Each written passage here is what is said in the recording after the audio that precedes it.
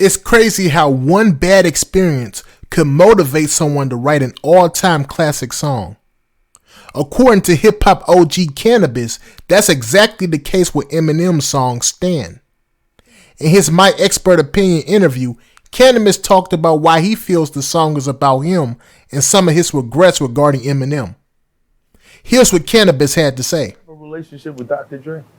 Never met Dre. Seen him coming outside of the Mondrian one time. Right. Never met him. Never met him. And this was when he got, you know what I'm saying, real buff, and so I wouldn't even have walked up to him when he was coming out the Mondrian. He was hopping and look, I wouldn't even know. Okay, so let me just make sure this tracks. Eminem calls you out. You don't get back at him because of the machine that would have applied pressure to your career. I said little underground things, said little things on little songs here and there. Yeah, but that's not what that's not what a guy like that. That's not true. Yeah, it was way no, he was going to with the whole Stan marketing. I tried, and they kiboshed that, right? And funny enough, for all the real like YouTube investigators out there, you want to do YouTube forensics, at that time, when that record, when all this was going on, a movie came out when we was waiting for the money because we didn't get a dime. You know what I'm saying? Like Selecto didn't send a dime. And so that was dead. I was in London. I had to do shows to get everything back up to at least be able to, you know what I mean? Like keep my flat out there. There was a movie that came out at the time called Changing Lanes. Yeah. With Samuel L. Jackson and Ben. That's what I was going through. Ben Affleck. That's what I was going through. Slide my card. Yo, if you remember the movie, for all the YouTube investigators, like, and I was just like, I was smoking a lot of turtle. Yo, listen to me, man. I was, that English turtle when you mix it with the tobacco. Listen to me, man. I was going through it. Yeah. And I was like, that just don't make no sense. Let me just go back to doing what I do. Basically, I looked at it as a situation where, that stallions left the barn. That thoroughbred's gone, right? There's no way. And also, too, I'm gonna eat this, man. When I met him for the first time, it was at my video shoot for I Honor You, right? Clef told me he was coming. I had heard of him, I heard a lot about him. Knew he rocked with the Outsiders and stuff. I knew he got busy. I had no problem with meeting him. At that time, there was a newborn on the set. The label was spanking us 2 weeks before that to say, this newborn, there's a newborn in the video for I Honor You. So when that newborn gets here, they're charging us $400 over SAG every minute for the baby being there. So they spanked everybody prior to all that. When Eminem came out out the bench truck, the Galata wagon, he was with Jimmy Iovine, when he came out the Galata wagon, newborn on set, y'all know what to do. So I was already under that pressure. I remember that part when that happened. I was like, wow, like this can kind of wait. And M pushed up to like, yo, Canibus, I just want to work with you. I want to do something with you. I was told right before he got there, man, like not even 5 minutes before he got there, that he ghost wrote Ripper Strikes Back and all that. Back then, man, I was so, I didn't know what was going on for real. I had to rely off of what I was being told. Especially if it came from a source that I trusted or what I thought was reliable. Well, at the end of the day, were they reliable sources? No, because he didn't write it. And I was told that. And so my conversation with him was like, well, yo, why did you write that? And what did he say? Then he said he was embarrassed and said I didn't write it and so forth and so on. But I had destroyed the opportunity of ever really working with him again because he really was genuine about how he felt was going on. But at the time, we all go through that when we get in them areas where it's like you feel like everybody out to get you when you're dealing with a titan. And now you don't know who's what's what. Right. And this is still a get busy profession at the time. We all rap, get on each other's track and tear each other's neck bone off. You know what I'm saying? It wasn't something where like we doing R&B. Yeah. Oh, we're gonna make love to these girls. All right, man, you sing that part, I sing this part. Right. We talk about killing each other, we talk about doing all kinds, right? So it was not knowing that wasn't true. In my mind, I was like, why would you do that? Why would you come here and want to work so bad with me? And then you ghost wrote that. I didn't know. And so that destroyed everything, right? At least that.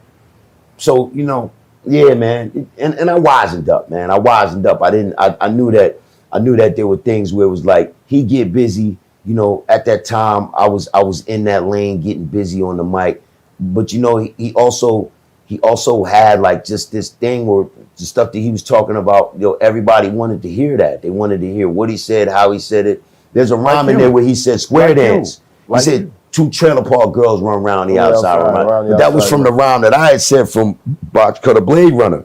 So he was doing things like that, saying things in the rhyme where it was driving me crazy. I'm just keeping it all the way above. It was driving me nuts. Right. You know what I'm saying? I was in Amsterdam in the red light district. Right. And I remember going to, red light district. Right. And, I used to go to the mix block. I go to the block where all the mixes ups are. You know, give me the mutts, right? And Shorty had the ponytails and all that. And she was in the room. She put grass in there, fake grass and stuff, right? And had on a tennis skirt and pigtails and all that.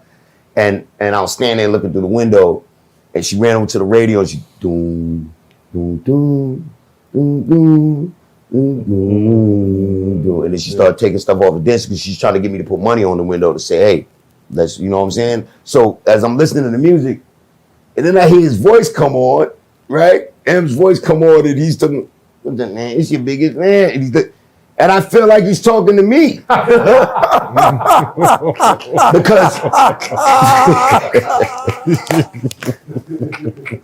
think about it though, right? Oh, you got a naked bitch right in front of you. Right in front of you. And he starts listening to the lyrics. That's the first time the song came out. Right. It's the first time you heard it. First time. Got you. I mean, right? Yeah. He said that was the first time the song came out. Yeah, but you was focused on the wrong thing. But you were such so into your craft. So if you were me, you would have walked in, you would have gave it a break, you would have went in there while his voice was playing it, while he's talking. That's some pussy. Okay. I hear you. All right. Fuck this nigga talk about, man. All right. Yeah. Okay. Yo. I should have did that. Yo, throw my shit. I'll give you another $5 if you change the song. Boom. Done. Finished. That song was an award-winning song anyway, without what it meant to me. For y'all and for the rest of the world, that song was an incredible song. Just songwriting, all that. Anyway, I don't care what none of y'all say. That record was talking to me because that's what happened when I was rude to him. And then he took his style and his ability, how he write, and his mind, and he turned it into that. That's what was driving me crazy. And you'll never be able to like be in denial about it because I lived it. Is it because no one else understood that it was about you? Is that what drove you so crazy? Because he felt like in that moment, he created a monster. And this monster was now getting the attention. And it was my fault. That he was getting. It was my fault. It was my fault. It was his fault. It was my fault. But at the time, I wasn't looking at it like it was my fault. I was looking at it like, yo, my label need to do more with me. Or the folks that I'm working with need to do more to push my shit. Right. I didn't understand that there's an institution involved in, you know what I'm saying, that whole craze, it was a tsunami. Right. And that Stan record, I don't care what you're talking about. I brought him back to life. And that was my way of writing back to say, hey, look, you know, I said whoop whoop to you. I shouldn't have did that. But you know what? I brought Stan back to life. Come on tour with me. That was my way of saying like, yo, listen, it ain't over. Don't kill Stan off. And whoever was listening, they was mad that I was trying to bring him back to life. Right. And I was trying to clean it up.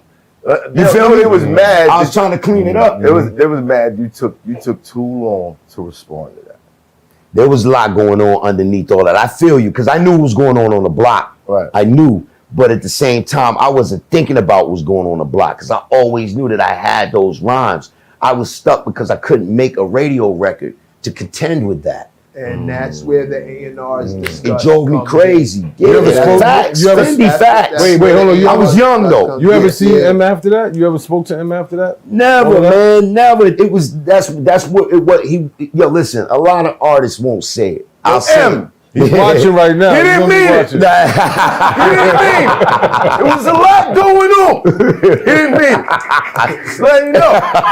Hey, thank you. Right. Thank you, because a lot of people throw gas on it. Yeah. And the truth about it is that, you know, I tried to clean it up in different ways, but it almost seemed like the public liked me better as an angry artist, or like me saying angry things. They didn't want to hear me when I did the song, you know, H is gold, AIDS is gold, HIV is platinum. Went for the Levi soundtrack with the lighting of the tree downtown. They didn't want to hear me talk about those things. Right. They didn't want to hear Channel Zero, like on a big level. I talked about things in those records from the first album that today is like the average YouTuber is talking about that. And he's serious about it. People was super chatting him and sending him bread and Yeah.